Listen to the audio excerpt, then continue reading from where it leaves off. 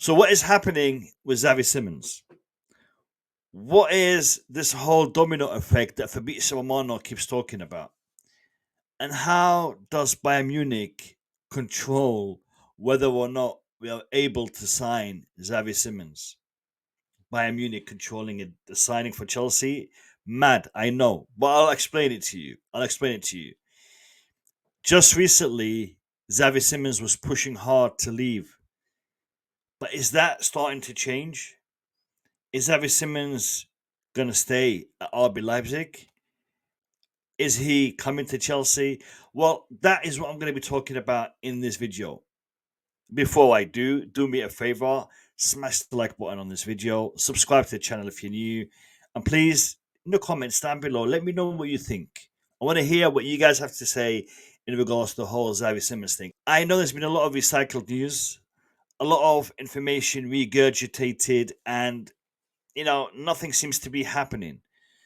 The cogs need a bit of oil for this transfer deal to go through. But anyway, that's what I'm going to be sharing with you today. I'm going to start with a tweet from Fabrizio Romano, and then I'll discuss the whole situation with you guys. Let's have a look at the tweet. Fabrizio Romano tweeted, Chelsea keep working on Nkunku and Jackson exits. Premier League clubs and AC Milan are informed on the Jackson situation. Nothing advanced yet. Recording this on the 18th. You're watching it on the 18th in the morning. Literally 10 days left in this transfer window. Nothing advanced as of yet. Nkunku and Bayern talks continue while there is no agreement. Xavi Simons waiting for it. He also posted a video describing it in more details. I'd love to share the video with you, but for technical reasons I can't.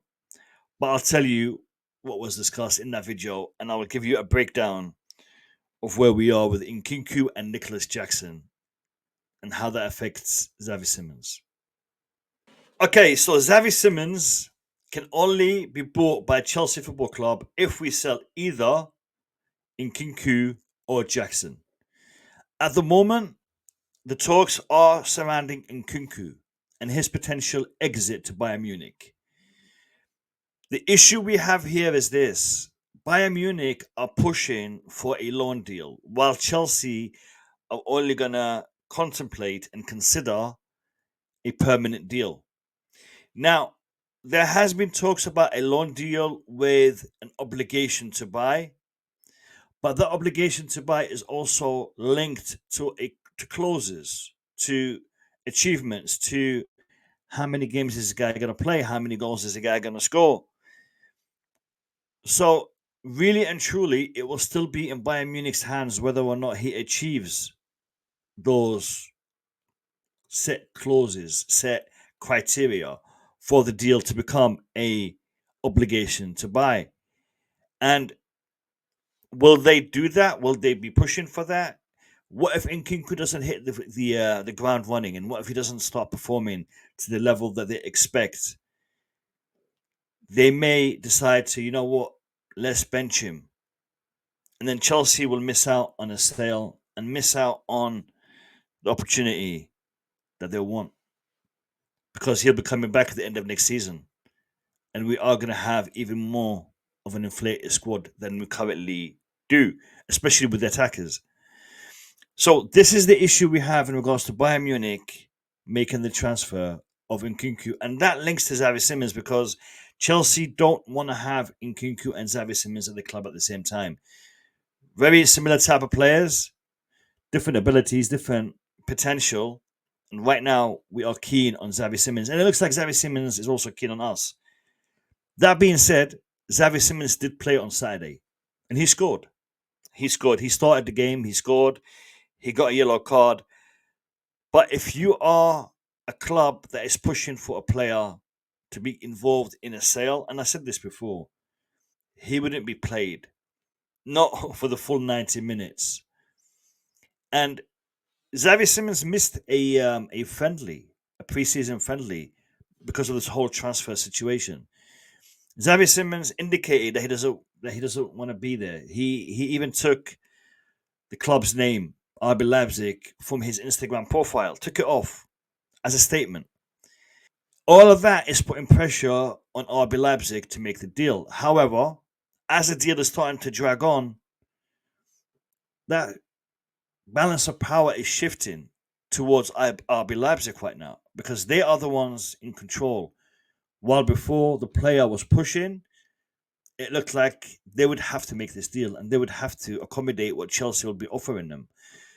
But right now, it looks like Chelsea are the ones who are getting backed into a corner and are forced to maybe accommodate what RB Leipzig is asking for. As this deal gets closer and closer to the deadline day, the less power Chelsea has because RB Leipzig want to get a replacement. RB Leipzig, if they don't get a replacement, will be reluctant to accommodate Chelsea's deal. Therefore, the power of the negotiation, the power that Chelsea has is going to be limited. Do you see where I'm coming from here? As it becomes closer to deadline day, RB Leipzig haven't got an opportunity to replace Xavi Simons. Therefore, they'd want to keep him. Therefore, the asking price, the negotiation will be in their favour. In Nkunku, his sale, his deal, Bayern Munich are in control. I'm not enjoying this. I'm not enjoying the position that Chelsea are being put in here. Maybe they should have looked at a different option when they saw this deal is starting to drag on. Maybe they should have pushed harder to get Nkunku and Jackson out of the door. We still got Carney Chukwuemeka. We still got Raheem Sterling. We've still got a whole bunch of other players that are still sitting there. Disasi, others. We'll leave the defenders out of this for now because it does look like there's a different problem there right now. And the defensive issue is one that Maresca and the board don't seem to be seeing eye to eye on. But the whole Xavi Simons situation, lads, it is looking like it's going to drag on to deadline day. And where does Garnacho fit in all of this?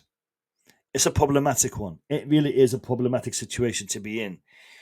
But yeah, we did discuss these stories on our live stream. If you haven't seen it, go check it out. Sunday night, 10 p.m. Blue Lounge live streams. Yeah, so if you haven't seen it, go check it out.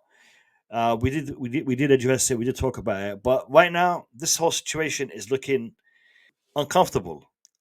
An uncomfortable situation right now, and it looks like this might drag on to the deadline day. We'll see what happens. But I wanted to share this point of view with you. I hope you enjoyed the video, and if you made it to the end, you're a legend. Much love, much respect to you. Please hit that subscription key down below and the like button. Really appreciate it. All right, I'll catch you in my next one. Take care, stay safe, and peace.